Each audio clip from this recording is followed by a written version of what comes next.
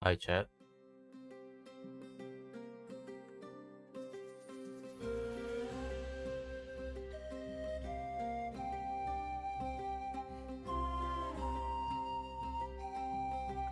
Hi, chat.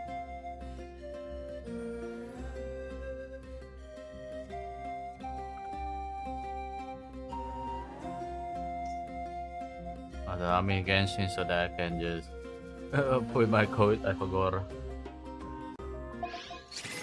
Hold on. Lord. Hold up. Wait a minute. Something right.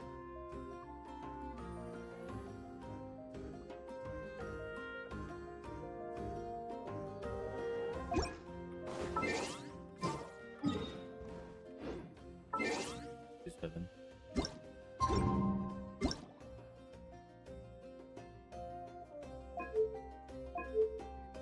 Redeem code. Oh, what's the code again? I forgot.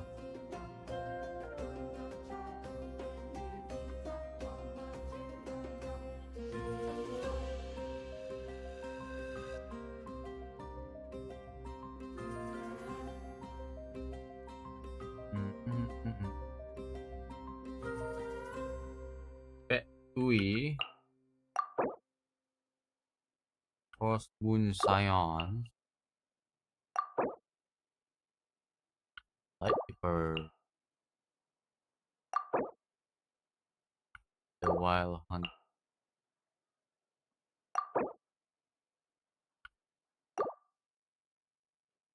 Voynich Guild.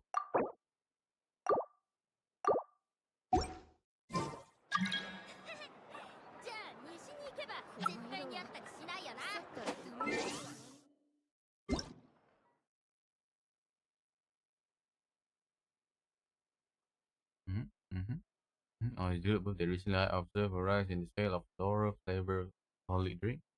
The variety used aren't limited to those native ones. The idea, although importing the berries to uh, to cultivate with them at the winery is one possible option. I rather take this opportunity to travel to other nations, such fieldwork, help ensure that any decision I make is well informed. Meanwhile, I entrusted the management of the winery affair in my absence to Elder, and Master has the night of Venice dependent. I doubt the matter will require my intervention. Wow! Dude, jinx it. This is the reason the fucking monster in trouble. Huh? In any case, I won't be gone for long, but I write the letter anyway so you don't come looking for me while I'm not in. The Batman is in vacation. That's why the monster went to shit. Into blood. Yeah.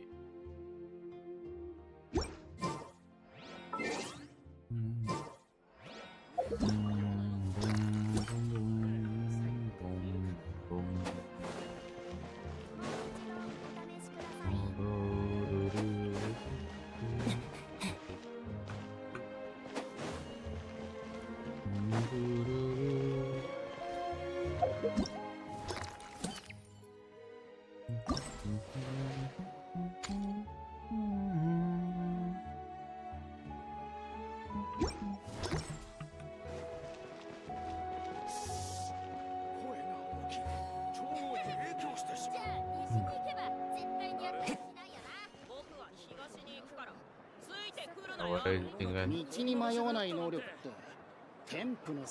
think there's gonna be a countdown like last time? Somebody's name Jesus Compton tried to join me. Who the fuck is this? Hmm. Hmm. Who's Queen again? Who's this? I don't know any of my friends.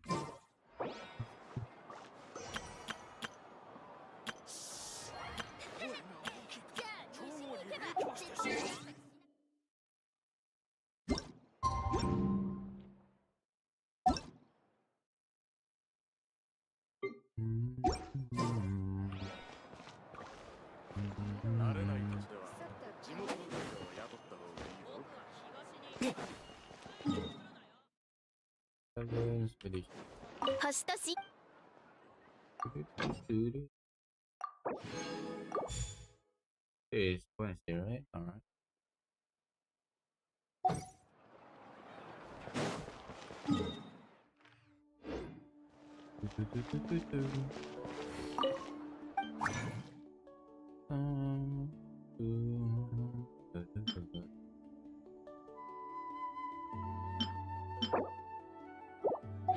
Friday.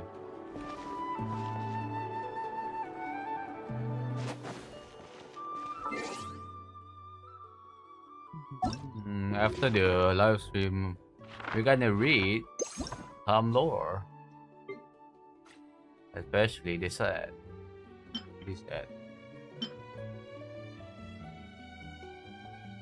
Ooh. Ooh. Ooh. Haba haba.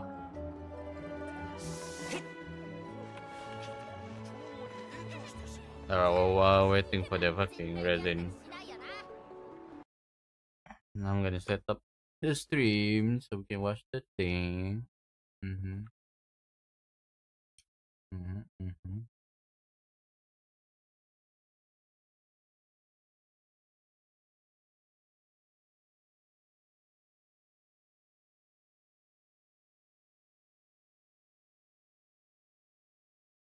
Alright. It is chat.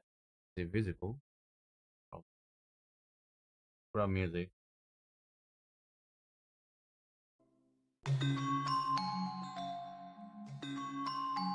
I won't be copyrighted because this is fucking gangster music.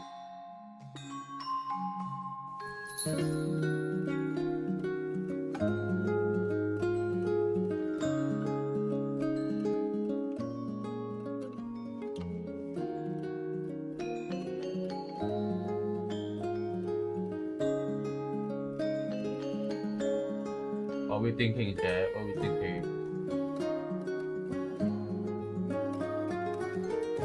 Not try, man.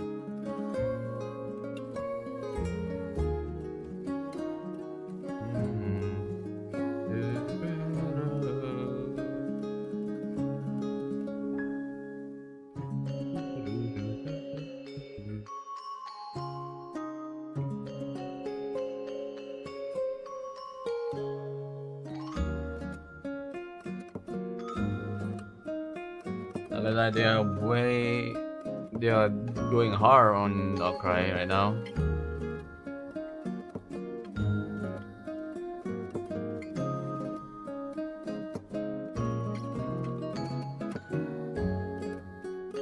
It's 750. I think.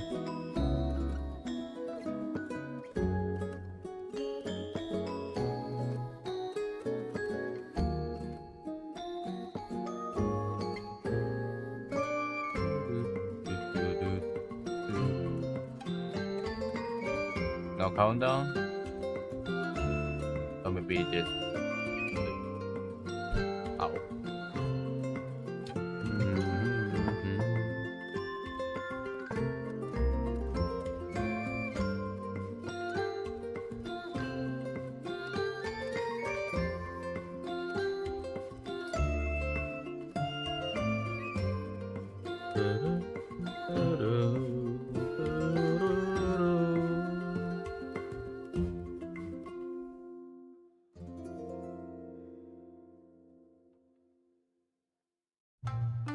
Anything?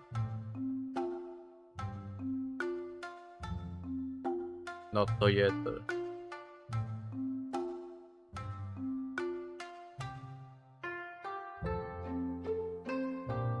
Well, I guess we read.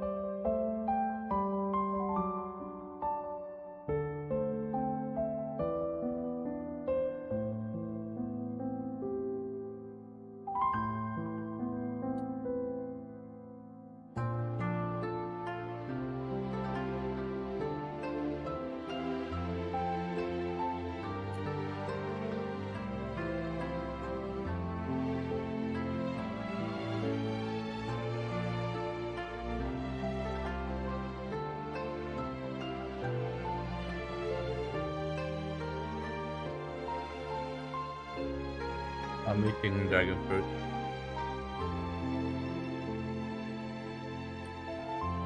My mouth is all red.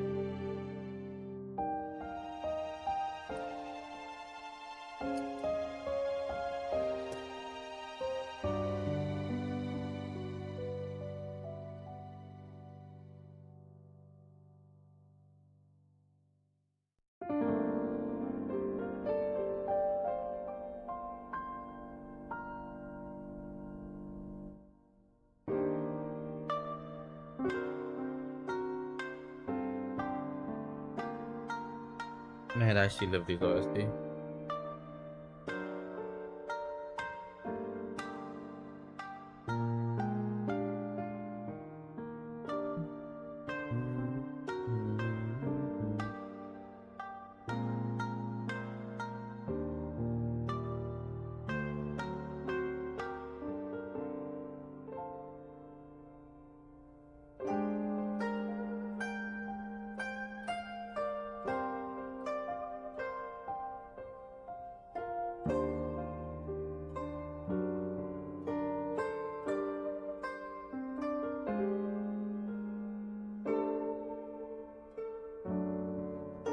Oh, something happened. Chat, chat, chat, chat.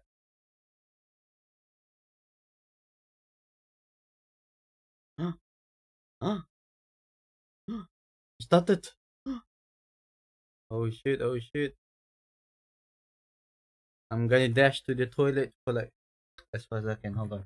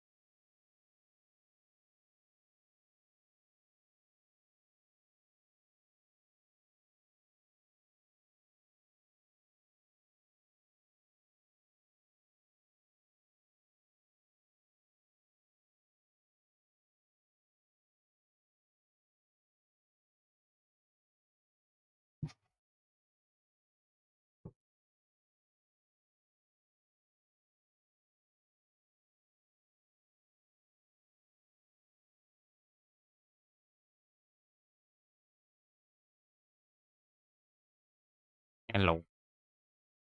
Holy moly. 3 more minutes, chat. 3 more minutes. Oh ho ho ho. Let's see. Let us see. Oh boy. Oh boy, oh boy, oh boy. That matters.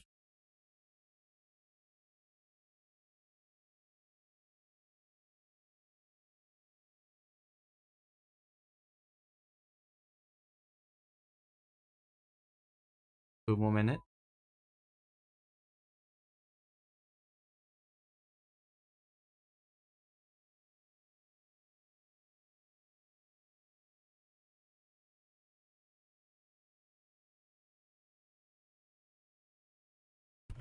Ow.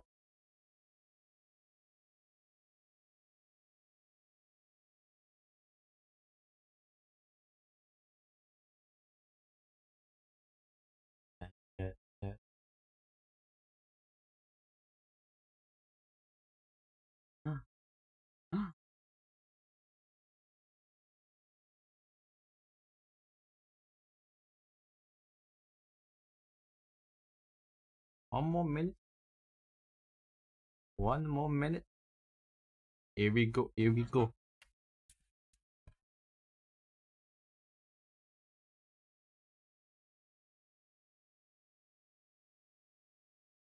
I'm ready. I'm ready.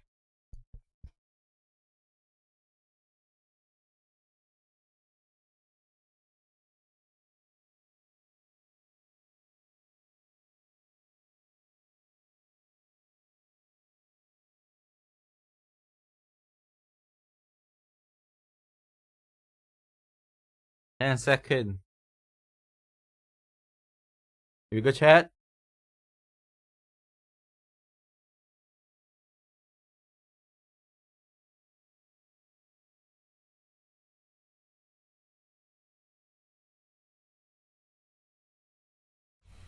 It's up.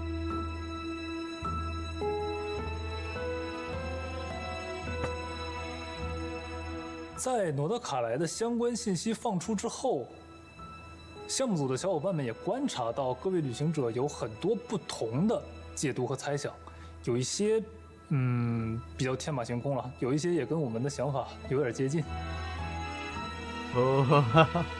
那这一次也是为了满足大家的好奇心啊，今天我们就站在创作者的角度，去跟大家聊一聊接下来诺德卡莱的版本内容。那同时呢，我其实也想借这个话题啊，和大家去分享一下，创作《原神》的理念和思路。创作《原神》这样一个作品，有点像编织一张巨大的画布。起初我们从2个方向去开始编织，一个叫做诸国的冒险，另一个叫做追寻血亲。然后就过了好几年的时间，这个画布呢也就逐渐有了大致的框架了。这个时候我们回头去看的话，发现哎不对呀，这个画布它留的线头太多了。然而这些线头里面其实包含了非常多的信息，提瓦特大量的人物事都是通过这些细碎的线索串联在一起的。但是我们的节奏呢太快，太匆忙了。很多有意思点并没有完全充分的展示给我们的旅行者。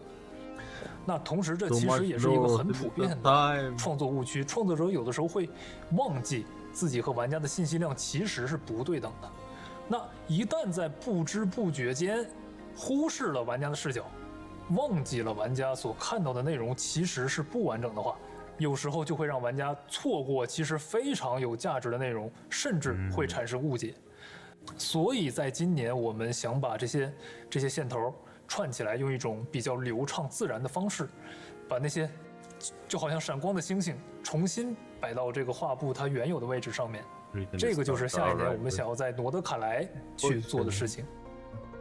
我们想把来自提瓦特各个角落的信息去整合起来。那最重要的前提啊，它得有一个理想的区域。那这个区域呢，它可以顺理成章的让提瓦特的各个势力聚集在一起，为了一个共同的目标去演绎一段故事。说的通俗一点，就是它得是一个先天要素集合圣体。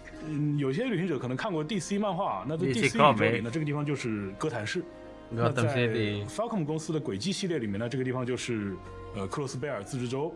那在其他的游戏里也有很多这样的案例，比如说有夜之城啊、祖安啊、朝都啊、崔斯特姆啊、多兰古雷格呀，对吧？那这些旅行者们比较熟知的概念啊，它到了原神当中，那这次我们给它的名字就叫做罗德卡莱。So we want to make Nod-Krai the start of it.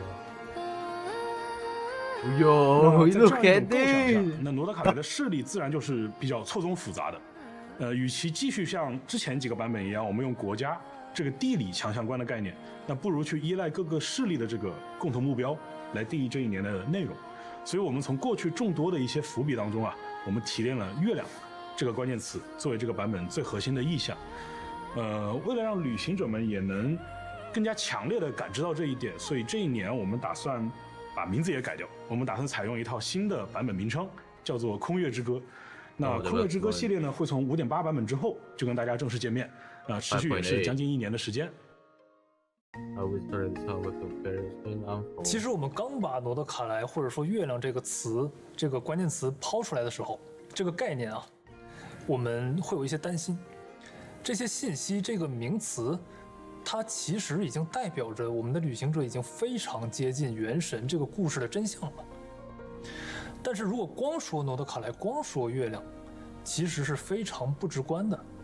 那针对这个情况，我希望用到刚才我提到的画布叙事的一个特征，因为信息之间是有高度的关联性的，所以我们可以用熟悉的内容去带动陌生的内容，用关系紧密的内容去带动对于旅行者而言还比较疏远的内容。那基于这个思路的话，我们分别对月亮和诺德卡莱开始了创作和拓展。在月亮的这个概念上面，原神里面其实已经存在了很多看似无关但是其实高度相关的情报，就比如说李月的书籍《竹林月夜》，对吧？还有那本谈都不能谈的禁书《日月前世》，还有雪山鹤冠，还有奥西坎纳塔的壁画，甚至大家非常熟悉的月卡女神，以及在空月之歌这个网页活动里面我们揭露的预言，还有5.6版本前瞻节目里面给大家展示过的新版本的 logo。那刚才这些已释出的内容，它其实共同反映了一个事实，那就是提瓦特曾经存在过3个月亮，他们在提瓦特世界格局形成之初的时候就已经存在了。那这也是为什么我们说这个月亮它是具备最原始、最纯粹的力量的。那这股力量甚至比大家现在熟知的这个7元素力还要更早。那同时呢，也是因为月亮的力量既纯粹又强大。那刚才我们讲到有各种势力，他们都会被这股力量牵引过来。那有的人是为了夺取它，那有的人可能是为了消灭它。那当然还会有各种各样其他的理由。那这些各自有不同目的的人，他们聚集在一起，那形成各种势力，那他们之间肯定会有一些冲突。那有的也可能会达成合作。不管是冲突还是合作，那将会构成旅行者在诺德卡莱冒险的一个很重要的部分。那这个作为故事主舞台的这个诺德卡莱，那也会成为旅行者们在新版本最值得期待的内容。Who will you 我们在 meet？ 创作诺德卡莱的时候去思考过一个问题：当你到了一个陌生的城市旅行，你第一个想要见到的人是谁呢？大部分情况下是你的亲戚朋友，对吧？或者是非常熟悉的网友。这个道理在诺德卡莱也是一样的。我们认为最能给旅行者带来安全感的，就是我们非常熟悉的七风骑士团的老朋友，哪怕是只闻其名的大团长法尔加。法尔加目前正在诺德卡莱对远征中的一些发现进行调查，在即将到来的5.6版本，他也会有一次意外的出场。那除了光是听到名字就让人很安心的角色啊，当然也有听到名字就让人很担心的角色存在。在纳塔的魔神任务的最后，马维卡跟我们提到过，预言中的某个据点就在诺德卡莱，他们在研究跟古月遗骸有关的情报。除此之外，好像还有几位执行官也都或明或暗地参与到了诺德卡莱这场巨大的阴谋当中。当时马维卡他还提到了一些可以使用特殊力量的诺德卡莱的居民，那我们叫他双月之子。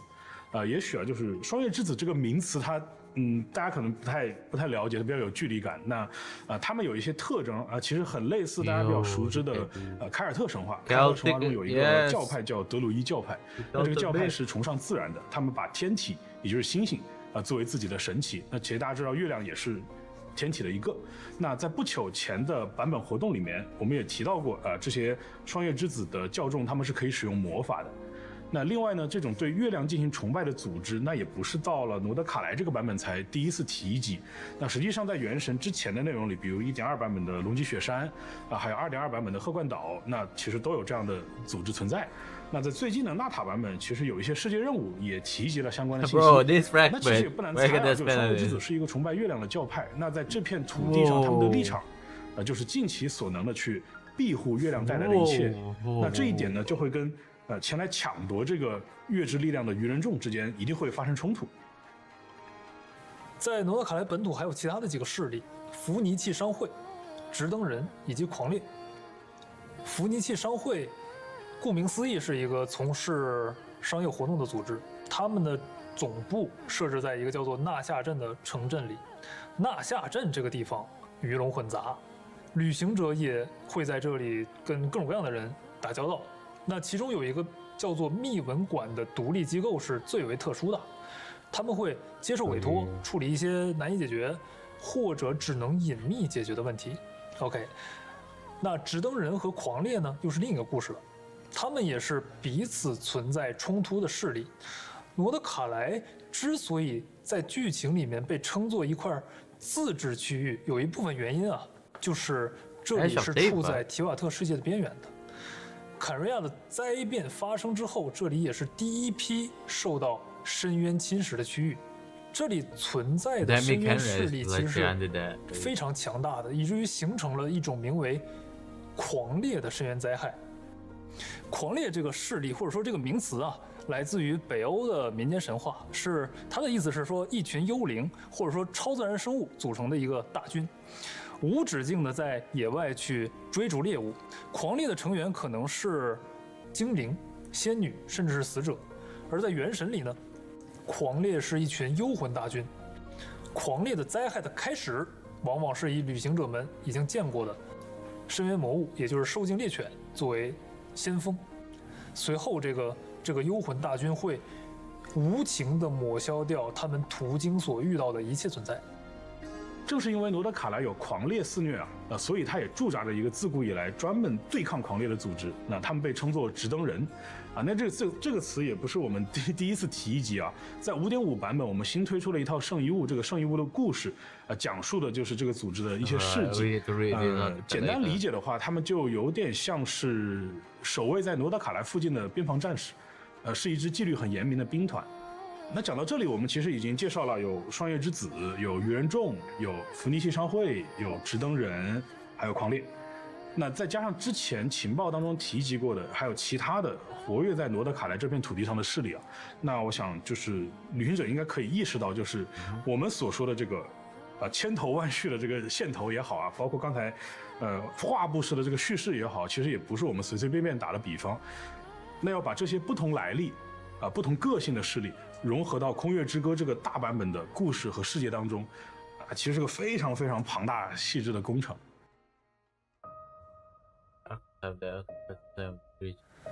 很遗憾，没有。No， 绝对的讲啊，没有。会有一些环波罗的海的自然风貌，但是人文啊，完全是架空了。不过讲真啊，这个对于我们来说其实是一个挑战。这个是不用文明作为主题，而是以人作为主题带来的挑战。在这种情况下，比起传统的做法，观察文明要如何映射在人身上，我们更像是在思考说，如果舞台上出现的是这些人，由他们构成的文明会变成什么样子，又具备哪些要素？换句话说，就是从内容为文明服务到为人服务的转变。那这个思路的变化对于我们的创作来说是尤为重要的。最终我们想要达到的效果跟几年前美术表达的终极目标其实是一致的。我们希望无论是谁去到诺德卡莱，都能找到属于自己这段旅程的自由与乐趣。你硬要问这些表达当中有没有现实原型，那当然是有的了。那对吧？那大家都知道，艺术创作它从来不可能完全脱离现实。那就比如说，大家谈到北欧，那北欧一定会有一个特殊的地貌，就是峡湾对吧？那有的旅行者可能在现实当中在挪威、在冰岛这些国家，我们亲自见过这种壮观的景色。还有一些旅行者，他可能是在一些经典的游戏作品里面他见过，比如说像早期的一些作品啊，比如说《魔兽世界》它曾经有过一个地区叫豪风峡湾。还有巫师三，对吧？这个可能大家耳熟能详了。它有一个地区叫史凯利杰群岛，对吧？那在原神当中，有一点不一样的是原神它是一个基于卡通渲染和手绘风格的作品。那在这样一个表达底下，这种地貌应该怎么呈现那这件事情也是我们曾经没有做过的事情。虽然它没做过虽然它很难，对吧？但是它非常有价值。再比如刚才提到的霜月之子和鱼人众的冲突。这个概念在美术层面的表达其实是自然和人工的，碰撞和冲突，具有原始气息、浑然天成的景色，如何与富有雕琢感和科技感的内容去共存呢？这样的理念并非没有先例啊，地平线、异度之刃、最终幻想七，我们也是这些优秀作品的粉丝，也熟知他们的表达手法。但提瓦特有自己的表达，原神的设计必须要建立在原神自己的设定要素上。比如说到神力，说到提瓦特的标志，那就不得不提到遍布各国的7天神像，对吧？在诺德卡莱也有当地居民根据对于月神的信仰建立的这个神像。那么双方在诺德卡莱在提瓦特原始力量上的争夺，是否可以具象化为对神像的干预呢？我们其实可以尝试通过神像的外观变化来体现两股势力相互对抗的地方生态。刚才我们也提到一个问题，就是创作者和玩家之间是会存在一些信息差的。那消解创作者和玩家之间的信息差，就是我们经常面临的一个挑战。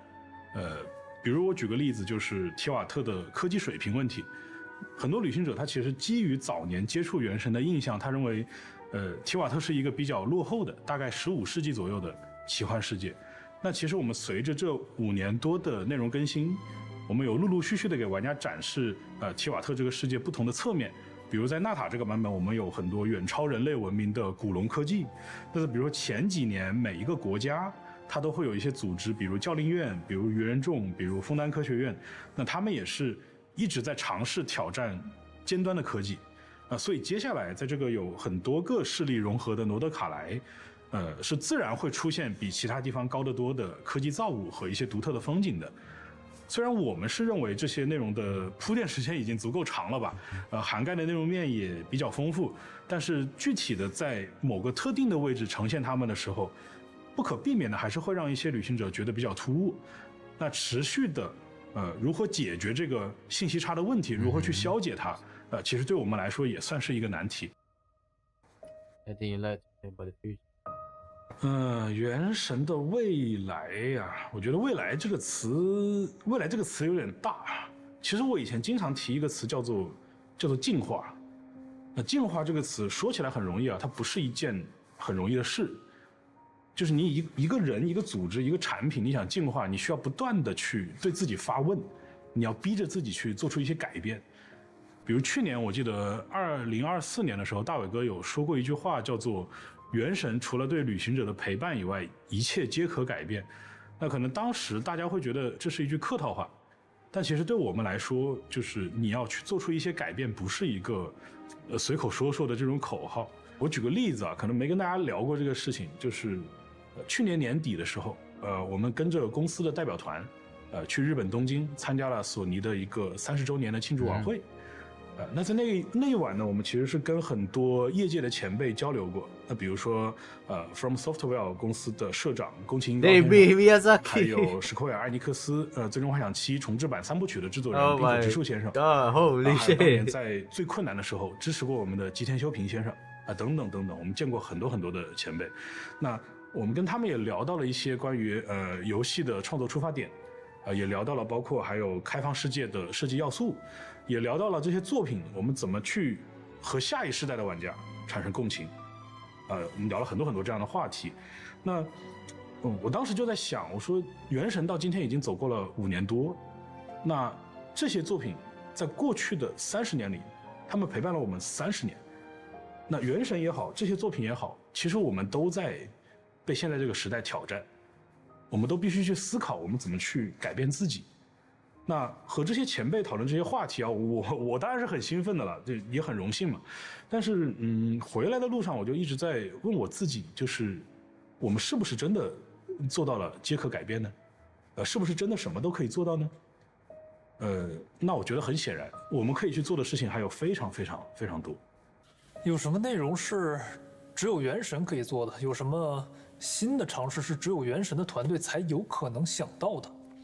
我们一直在探索这样的可能性，但是往往阻碍我们探索的都是一些陈旧、具有惯性的思维镣铐。那比如说，大世界不能放角色，为什么？前几年用户的设备性能不够，那现在够不够呢？够的话就放呗。所以说这个就是有一缕闻，就是我们前段时间可以在大世界偶遇角色的这个活动。任务的设计一定要固化在传统的模式里吗？当然不是，对吧？只要故事讲得好，只要角色塑造得当，只要玩家看得爽，后日谈、活动剧情、世界任务，有什么样的形式是不能做的呢？所以在《空月之歌》的版本前期，我们先尝试用超规格的主线承担了角色们的主要塑造工作，而原本的那种祖宗之法不可变的传说任务、邀约任务的内容，我们尝试用更加润物细无声的做法，自然地融入到这个世界的探索和交互里，用内容去替代台词，用反馈去替代叙事，把体验做活、做宽，做到更加生动。你比如说，直登人跟狂猎，对吧？他们是对手，那对手之间会不会有一些特殊的互动？比如刚才讲纳夏镇的灭文馆，那灭文馆说对情报收集的工作很有一套，那这个情报收集工作有没有办法从可玩的内容里去呈现他们对情报的这种掌控力？那还比如说双月之子，它跟月亮之间有很深的关系，那这种联系能不能跳出阅读物这样一个限制，变成一个体验，一个实实在在存在的东西？那我觉得就是原神这个团队到今天为止，我认为是有能力把我们刚才说的这些构想，以一个符合我们预期的品质，把它踏实落地的。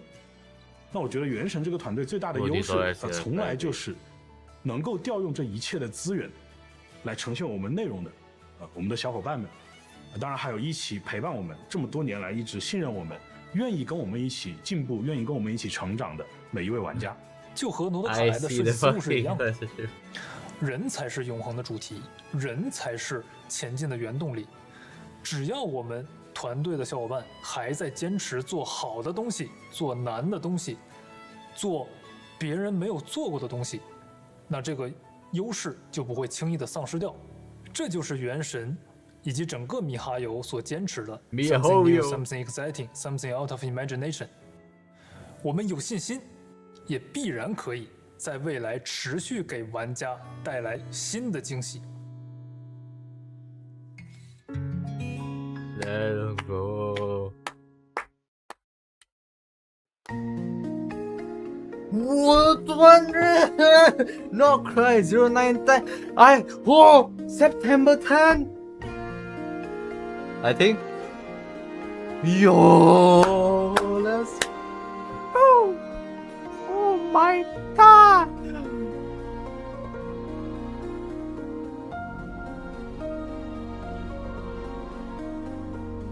Yo,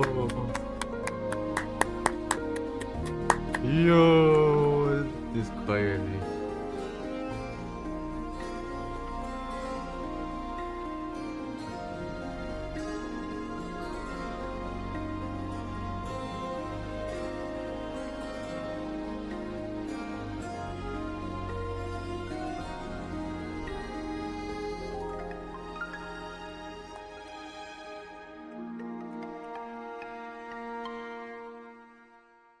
Oh, it's 9/10. That's the blood moon. I don't know if it's September 9th or I mean September 10 or it is because previously 0517, right? Yo, that's crazy. Yeah, they will release it on the fucking blood moon. They're gonna release it on the blood moon. Holy shit. They're gonna release Nod-Krai on the blood moon, bro.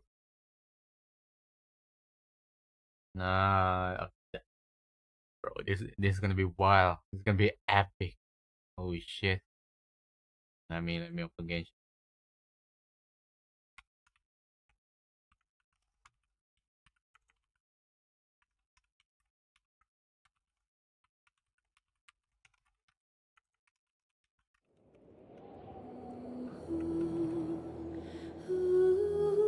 Yo, they're amazing. Holy shit. This crazy, like guys.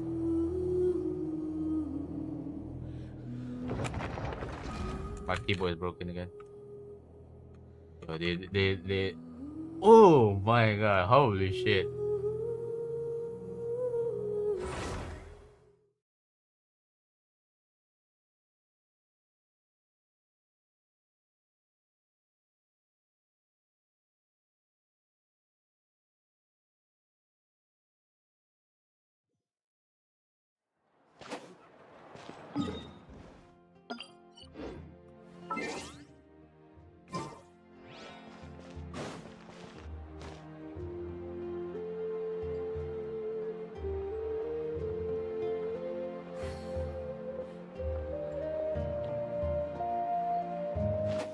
That was epic. That was epic.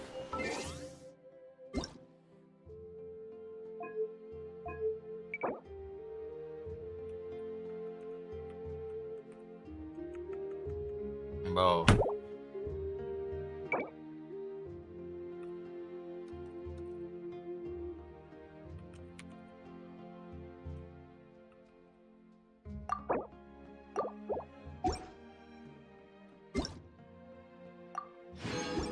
$200 Primo boys. Holy moly.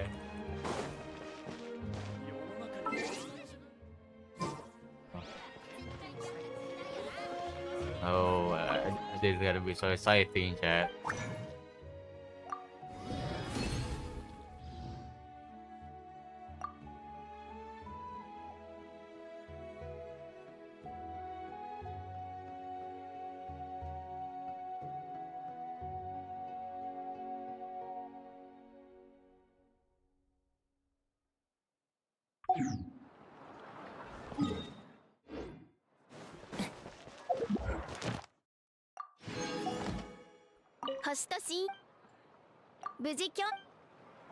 Holy moly. Need to read up on that info though.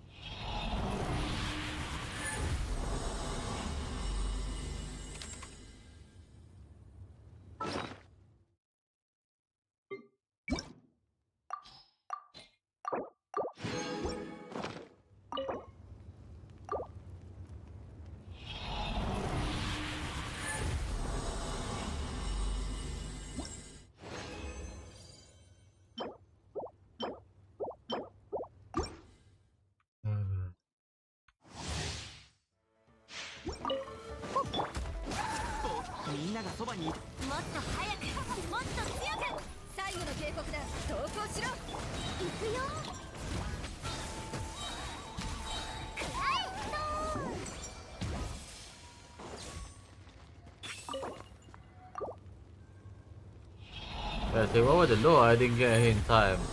It's a dev talk talking about the direction of the direction of the game, the behind the scene of Nod-Krai and everything, you know, and how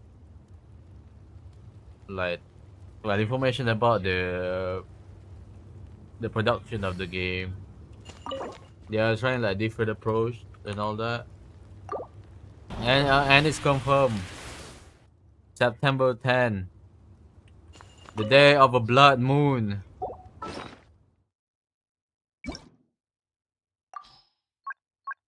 I enjoy that lore video. It's informative. Also, they also show like sneak peek of in game of Nod-Krai, and they drop like 200 Primo Gem codes for free on top of the 530 Primo Gem code they gave. So we got like free 350 Primo Gem.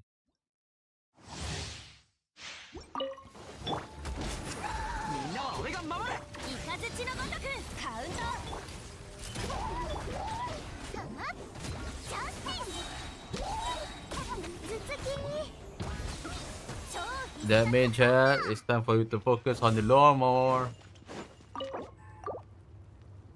Oh, I'm going to watch it. You should. It's very informative and actually fun.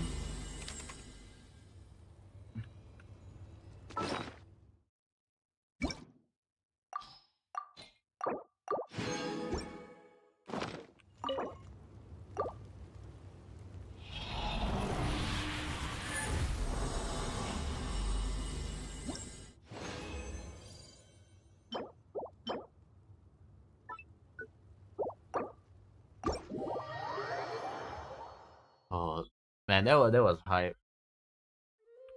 But and then they show like not splash art. They show like the design, like the creating of the design of the Nod-Krai. I think one of them NPC for the Scion of the Frost Moon Scion, and one of them is the Wild Hunt. NPC for the Wild Hunt, which is like look like a Dullahan.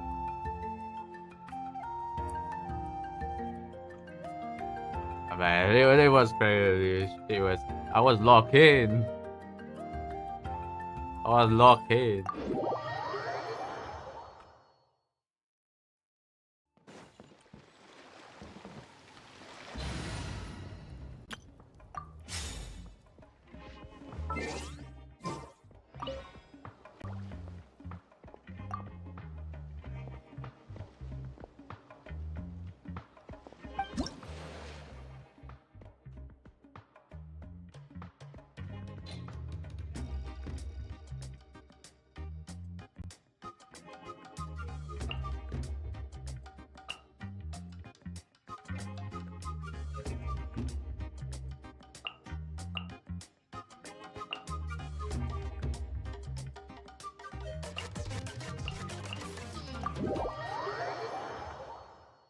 Oh.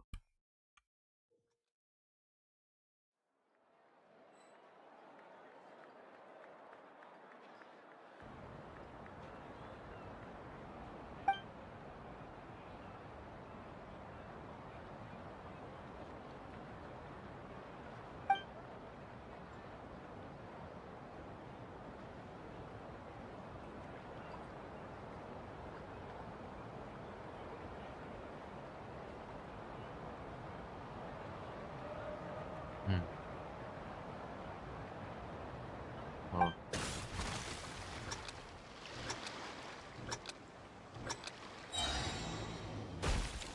Gee.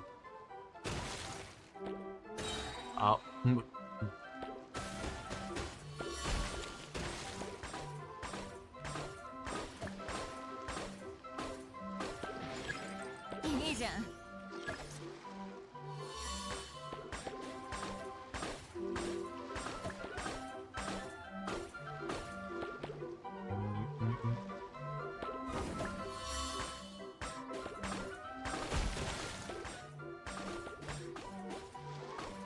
Oh shit.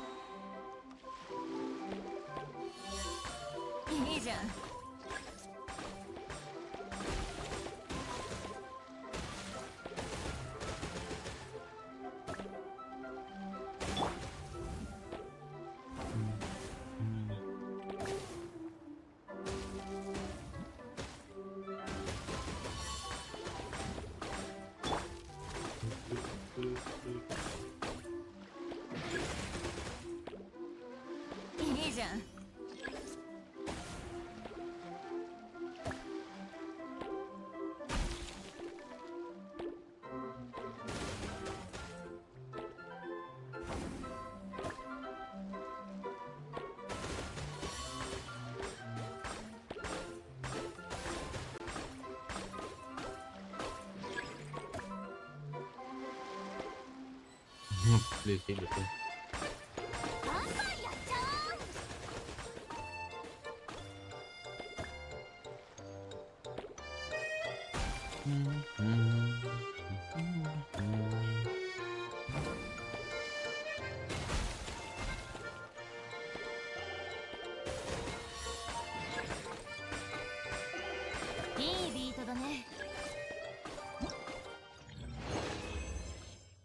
Oh yeah, they show the statue. It does look like a statue of the Seven. It looks so interesting. Like holy shit.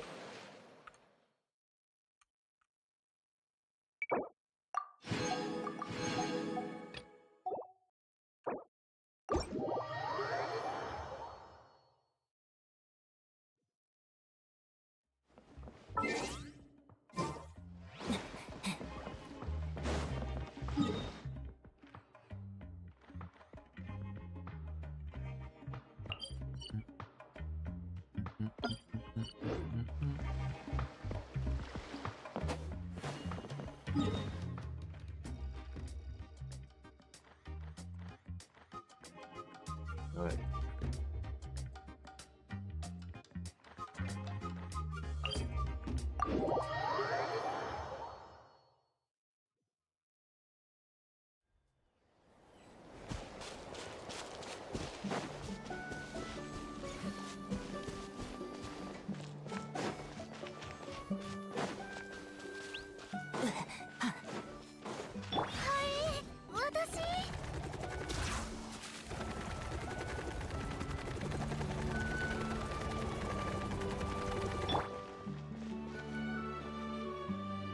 Alright.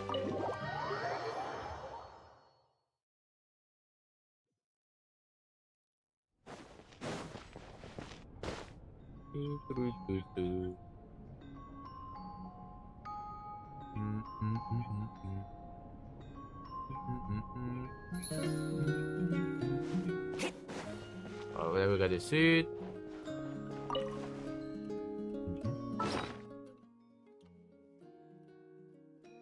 Alright. Alright, chat. You know what time is it? It's time to read. Reading time.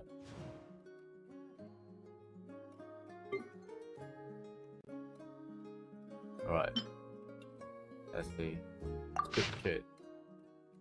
There is a metal flower that worn by the rat Nikki. It symbolizes the oath of eternal vigilance taken by its original owner.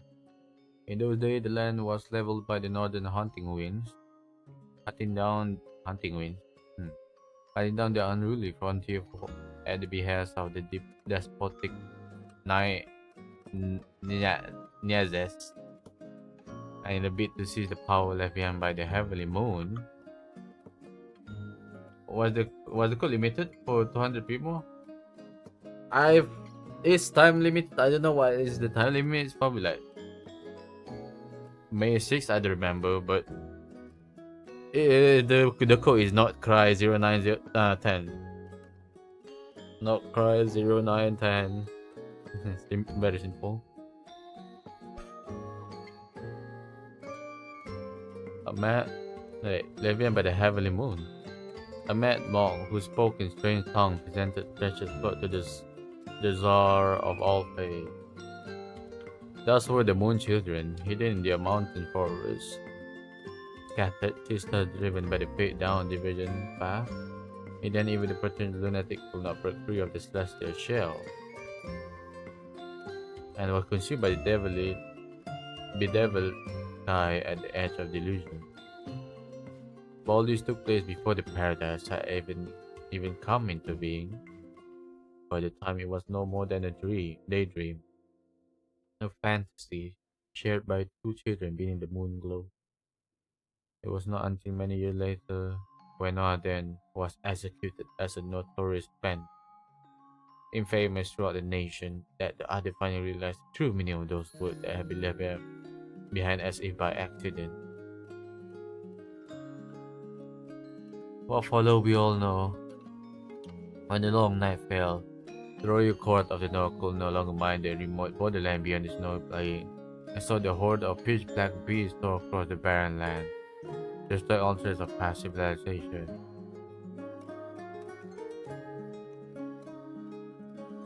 It was not until borrowing power from the preachers of the moon city, the original torchlight erased the first beam of light, and the name of the moon banished darkness to those lightless ruins, burying it deep down belongs to nightmare torn soul.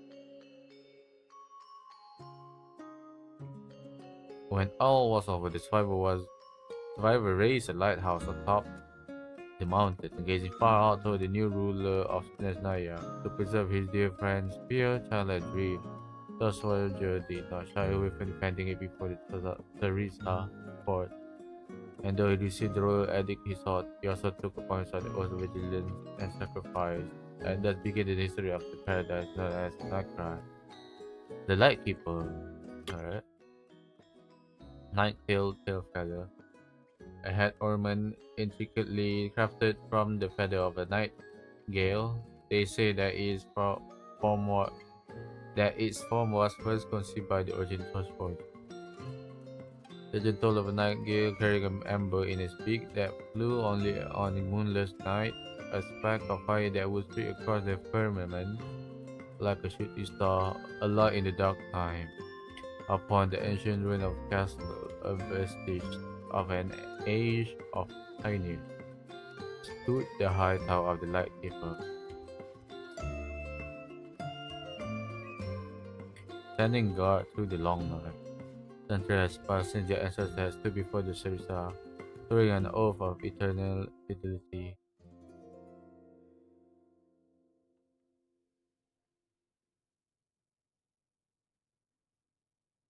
It was awesome before. Sorry for that background.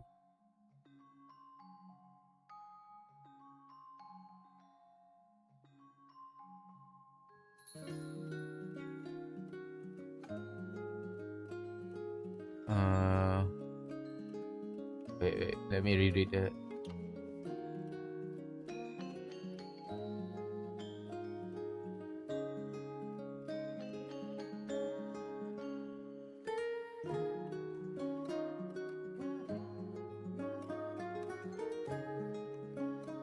Firmament. I mean, obviously they all know that it's a dome. Yeah.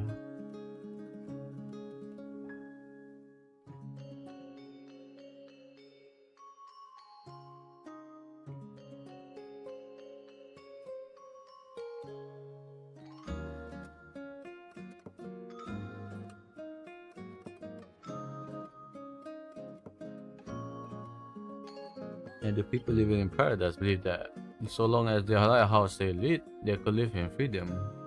Neither fearing the chaos sought by the pitch black beast, nor needing to seek refuge in the land to the north. Then one night, a chilling sound carried over the horizon edge. The leader of the wild hunt was abroad, galloping across the night sky. Wait, where's Dulahan origin again? Dulahan! From Irish folklore. Ireland!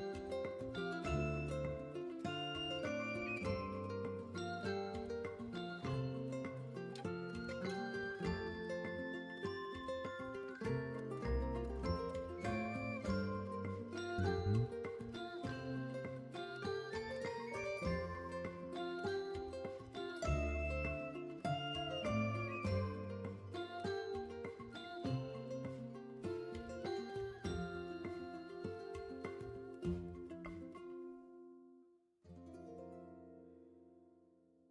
Mm. Are we gonna see Leprechaun? Where was I? As ever, the night watcher laid down their grey animal skin cloak. Yet that day, the sun rose not. Huh.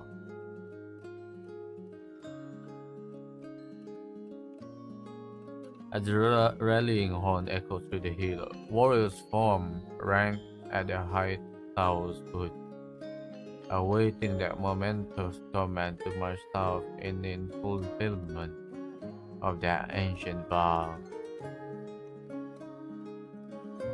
Here in the great mid hall, the current stars here Tarsna sat in silence, for already a mighty host bright as midsummer day had reached the city gate to the north. Warrior of the Pale Star, why do you choose this moment to knock at the Pyramida's gate? But you have no right to revoke the sacred power bestowed upon us by Her Majesty the Sarisa. Though they claim to be reinforcement, these uninvited guests had ultimate motive, as the Tarshis knew full well.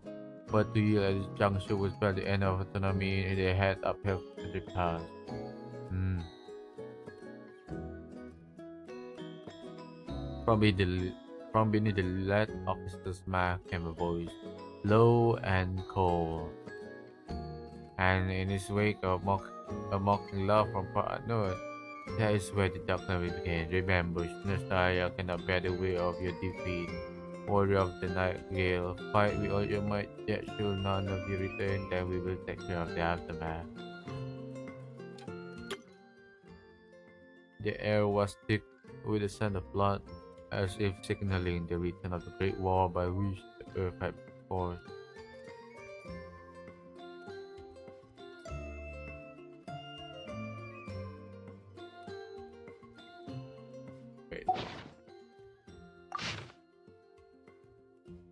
With a great mournful wail, the army of spirit flew across the pitch blackness of the night sky. Army of spirit, isn't the wild hunt? According to the folk tales spread through the countryside, they were said to be demonic hosts from another world, seeking a harvest of souls. Others believe them to be lingering phantom of that ancient nightmare.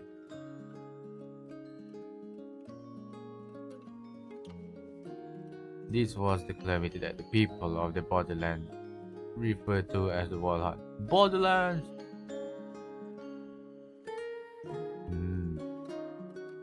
If it had been no more than a summer storm ravaging the sky with thunder and lightning, it might have seemed a small mishap to those accustomed to a life of adventure.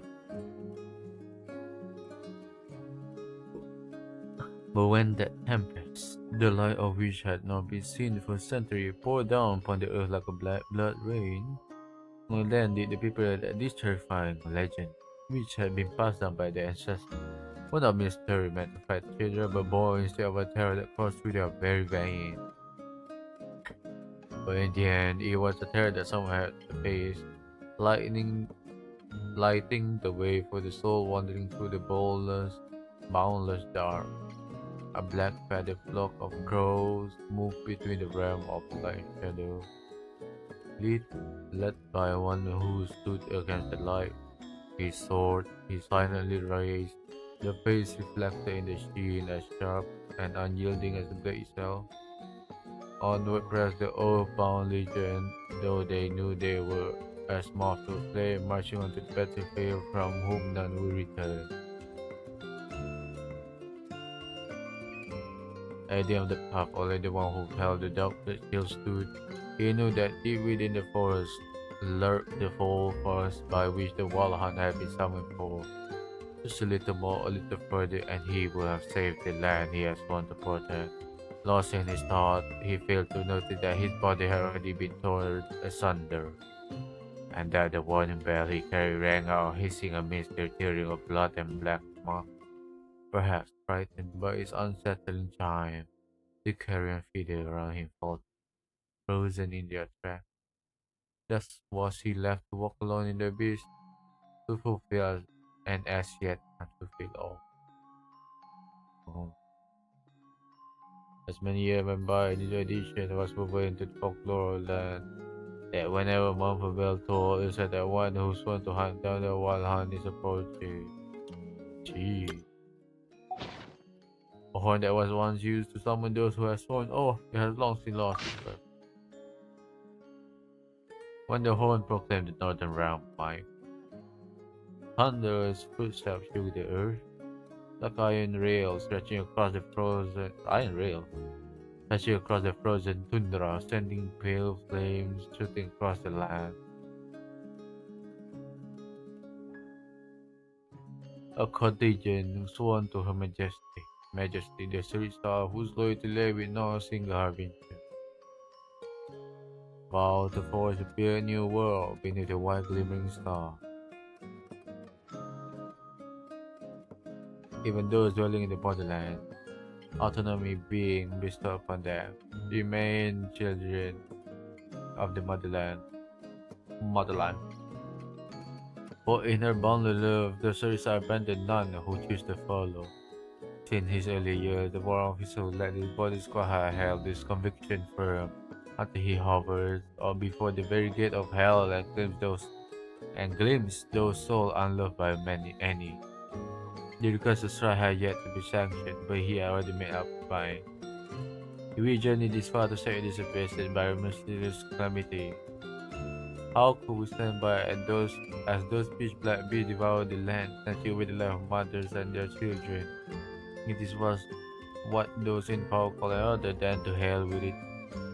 Thus was the fall of Miasma swept away by the northern wind. Just the first light of dawn pierced the cold black cloud. Its glow once more cast down upon the cerulean earth below. The wars ended, yet to high tower no triumphant hero returned, only a criminal, and the children he had resolved to save. Though the plan had strayed slightly from its course, the renegade doctor paid it no heed. Renegade doctor? For the goal had been achieved. Desertion, treason against Caesar, grave crime indeed. Yet, absolved by the newly sworn oath, upon a staircase built of bone, new warriors took upon their wars there to stand till their beset tides dried up. An ancient heavy helmet, it is an heirloom that bears the mark of venerable lineage of northern warrior. Viking. He said that the first torch forger hailed from the wintry city of the furthest north, the Nightingale emblem of his illustrious heritage. Originally engaged as spies, the family was elevated to the gentry by the Winter Star, and thus did these men of a humble origin step into royal Paris. Now mingling among the fair dignitaries of the court, when the nation found themselves swept up by that calamity, the frontier region, once the locus of high hope during the pioneering age, found themselves bereft of the gods' protection. In Nod-Krai's darkest hour, from the north come only a single rider clad in dark silver armor. As if knowing why he had come, the maiden of the new moon lit a beacon. Maiden of the new moon lit a beacon to dispel the darkness. On the eve of their departure for the Lampo Isle to the south, a grand banquet was held for the warrior in the great meat hall. Of those present, the most striking was undoubtedly a certain young warrior clad in dark tassel helmet, forearm clutched in hand. Among the ratniki of the time, few are those who still wore such archaic, cumbersome armor, for it symbolized their bloodline as descendants of those who first fought alongside the Torch Forger to repel the Black Tide. Despite having neither fief nor noble title, they continue to uphold the oath of their ancestors, for they believe that somewhere out there, the Lord of all Fae and erstwhile protector of all Snezhnaya watch over them still. Amidst the slushed light tundra now soaked too in the blood of hero, the young warrior knelt among the bodies of his fallen comrades. Sacrifice had always been the Ragnakin fate and honor, but if he could save one more soul, rescue just one another, then all the better. And so like his ancestor before him, he prayed to an old god that no one now called upon, as well as to the Nizis he had once held dominion over. But awakened by the sound of the horn, or drawn by the long forgotten sound of bloodshed, or maybe just out of boredom, somewhere out there, as if in answer to his pleas, a long dormant phantom stirred from slumber. That ghostly blue wildfire of which ancient legends spoke would burn brightly anew on the fresh field of battle. Oh, jeez.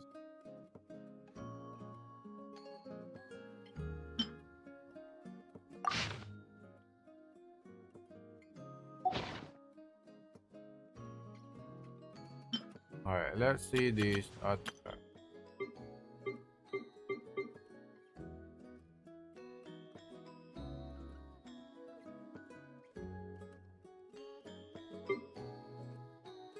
This is a skirt artifact, obviously, because it has the look of it. And now you see flower fashion from Nolan Jade. Over the course of his long life, his metal crumbled to dust.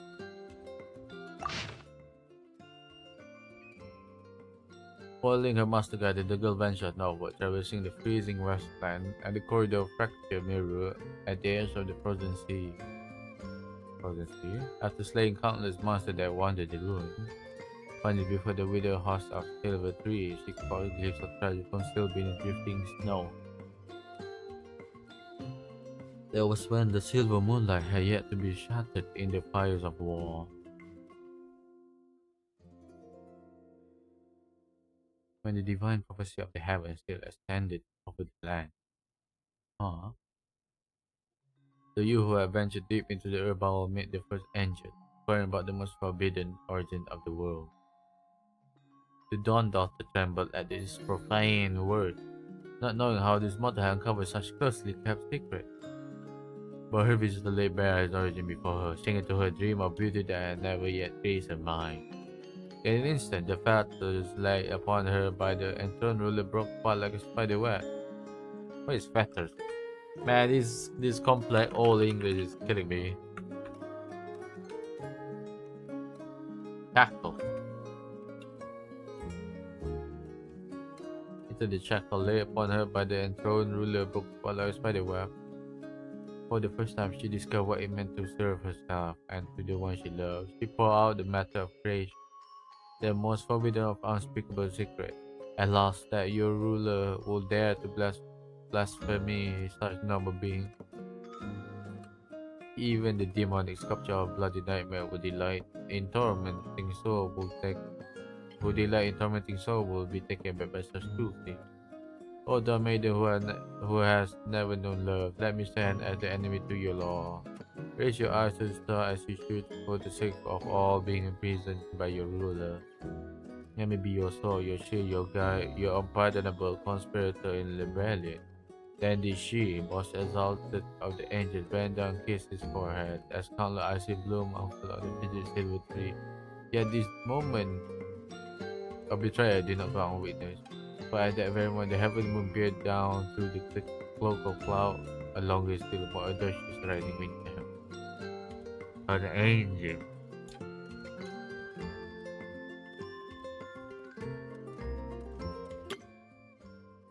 Following a master guidance, this a feather accessory fashion from the Northland Jet that shimmer with an otherworldly glow. Following her master guidance, the girl ventured northward, traversing the freezing wasteland and the corridor of fractured mirror at the edge of the frozen sea. After slaying countless monsters that wandered ruin, finally among the abyssal remains, she caught a glimpse of treasure concealed. Wait, have we read this? Oh, it's different. It has the same beginning.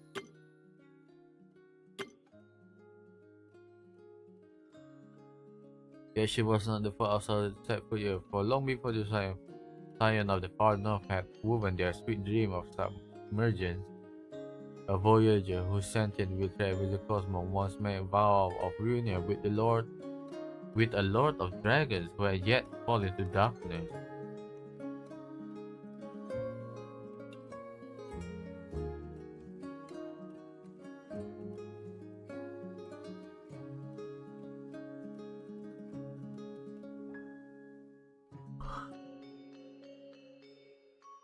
This passerby was a scribe drifting through the vast void, duty-bound never to commune with primordial civilization. As her undying body slumbered away within a distant celestial disconstruct, her mind had drifted through an empty expanse spanning many light years. Light years! Shutting countless people and civilizations fate to perish, pondering the ultimate truth of the cosmos in their eternal darkness, until a faint glimmer pierced her awareness, jolting the voyager from a tenfold millennia of meditation. You came from a remarkable little world at the edge of the spiral arm. I'm from primeval dragon that have been born alongside that world.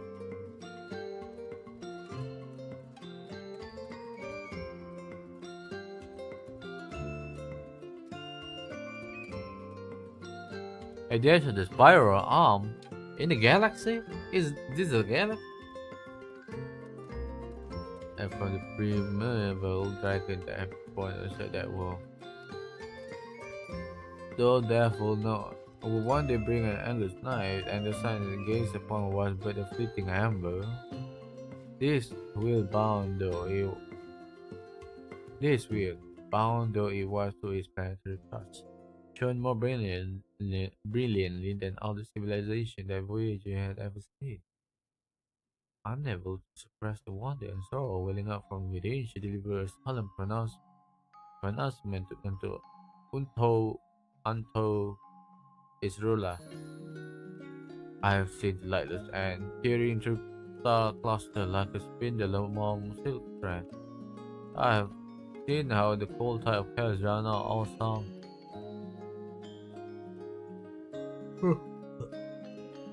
So that good and evil alike vanish into silence. And yet, my Kajantikin, will you still refuse to abandon your people? Forsake this world, fate for ruin, and journey with me beyond the star. Yet does the broad dragon reply, "Oh, friend from distant world, I thank you for imparting this truth from beyond the sky. But though in your eye they may seem ignorant creatures, to me they have very meaning of this universe. If the tides of oblivion must come, then let my bone be the bulwark that shield this realm. Be a witness to the path I have chosen, for I shall lead my people onward to the star." But when the Voyager returned once more, the world she remembered had been utterly changed. The board of the earth had been bound beneath fourfold shackles, and the soft white radiance of the sky had been split into 7 immutable hues. Rainbow. Like a drifting smoke had the Lord of Dragon vanished, and the Winged One throne now ruled the radiance of the 3 moons. The Winged One. The Dragon Age, the first invasion of the Primordial One. Bewildered by the dragon announced departure, yet unwilling to desert the world new ruler, the boy defied the law of her kin, quietly cast her mind to the world inside the shell. Vesting her consciousness in the body of a youth, she walked among those short-dead animals, listened to their fervent and ever-escalating debate in the city of gold.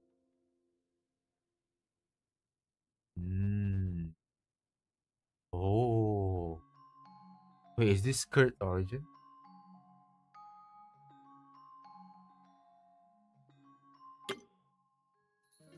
Following her master guardian, the girl ventured northward, traversing freezing wasteland and the corridor of fractured mirror at the edge of the prophecy. After slaying Kalamasu that wandered the ruin, finally before the golden tower, she caught a glimpse of treasure concealed beneath the shifting snow.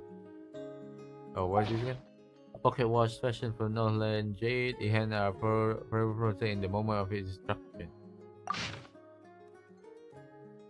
There was an era now lost to memory when the city of Far now glittered like golden thread over the frozen wasteland, and the furnace of the deep galleries thundered day and night, turning into forbidden matter. Partition forged column face spirit upon the bone of giant beast.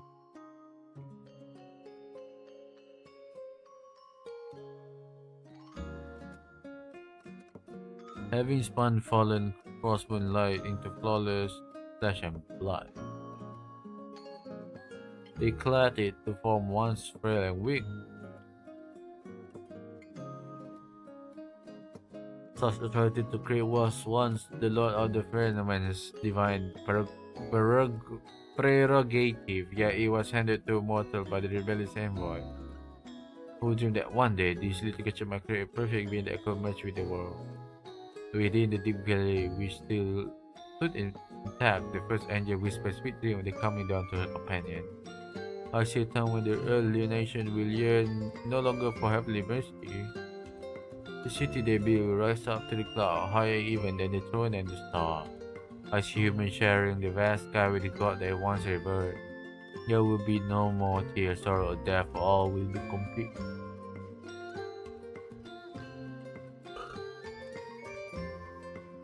Yet in the end, such wild delusion and ambition were brought down from the heavens, and with them fell deep blue crystal spikes. They fell sure as they turned into icy silver maze, and in the space of a single night, the splendor of the gold city was ruined by the frost-laden wind. The traitorous envoy was stripped of both name and form, and from that moment onward, a curse fell upon her kin.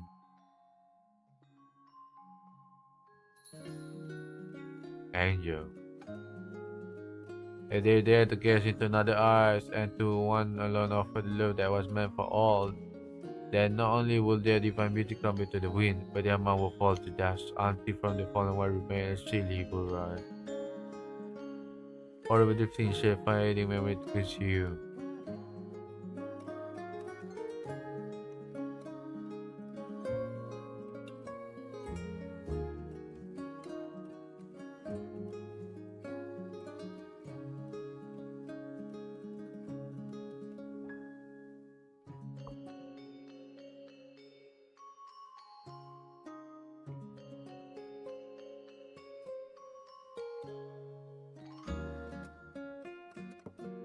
The creation of the angel and the silly.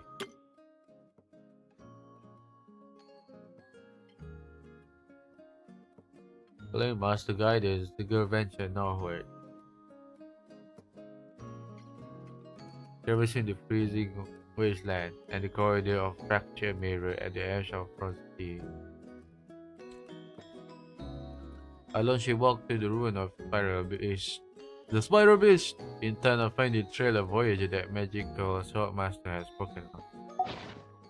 Wait, confession from the legend. They say that the people of the ancient civilization once used it as a ceremonial vessel to make offering to the heavens.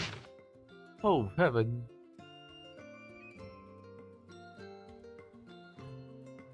The trail of the voyager that the magical swordmaster has spoken of. There was a time when the shape of moonlight still showed mercy upon the land of the far north. And the envoy of the heaven still gazed down upon the dust and mud. Having angered the divine emperor by questioning the progress of knowledge, the people of the Golden City now argue endlessly among themselves as for how to quell their wrath. The priests accuse each other of sacrilege, of defiling the love, prosperity, and the wisdom of the God. Among themselves, they sought to identify the chief culprit, for it was their intention that the one responsible for corrupting the people's mind would likewise be the one to appease the divine envoy. Yet all of a sudden, a voice was heard.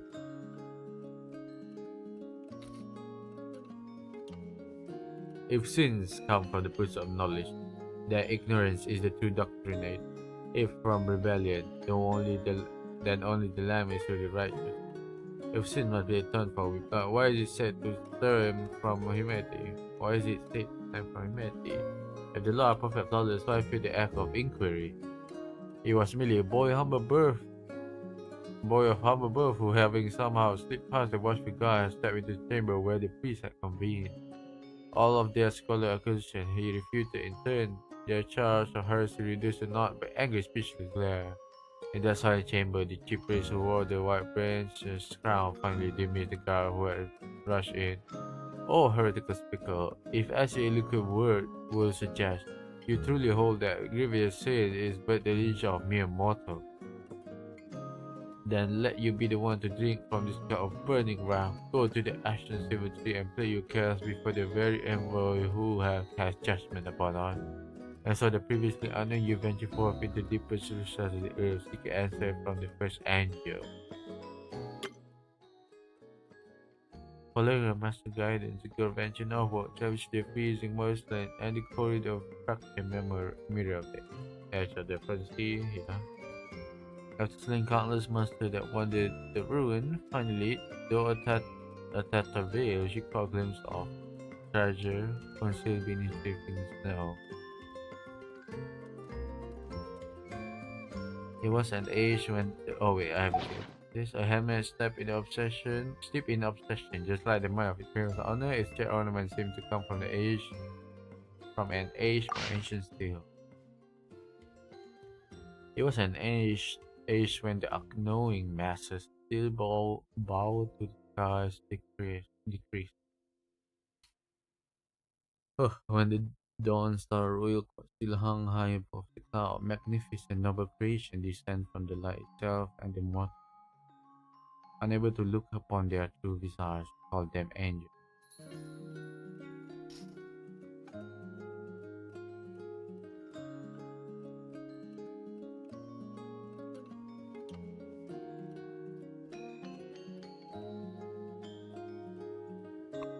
Their pale silver wings shimmered like moonlit flames. Their heads were adorned with crowns of sevenfold radiance, rock of the bones of the earth and the star of the sky.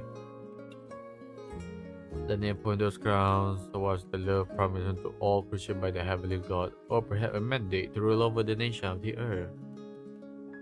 With all your hearts and soul and might, you shall love all the beings of this earth. You shall love as morning dew long for the dawn, as seed long for the great wind. They were the most loyal servants in the heavenly court, flawless arbiters of justice. They wove a veil for the great ruler of the firmament, delivering sacred revelation to all ranks. Such was the duty vested upon them at the moment of their creation, or so it should have been.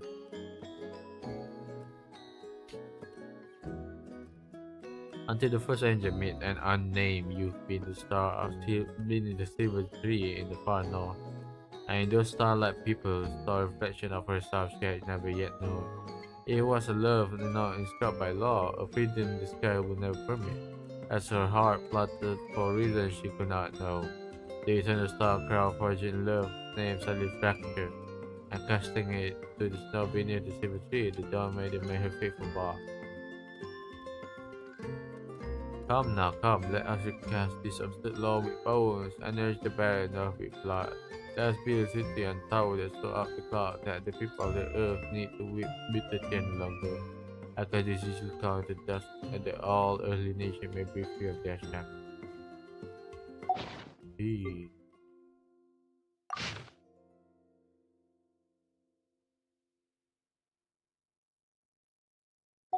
Holy moly.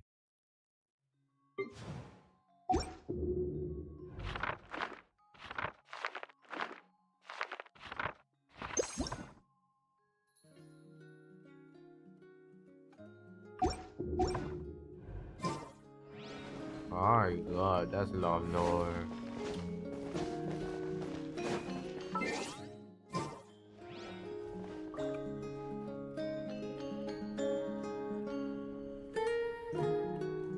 Well, shit. I'm gonna end now. It's your stream. Of all the lore reading, well, the origin of the Lightkeeper and, well, the reason the angel becomes silly and their creation. Oh, that's good. I'm gonna end now. It's your stream, but you know. Also, I'm gonna be a bit busy this week because my aunt gonna be visiting me. So don't expect me to stream. I'm gonna try streaming, but if I'm just too busy, I'm probably not gonna stream. So yeah. Alright, chat. Bye bye, chat. Bye bye. See you guys. Alright.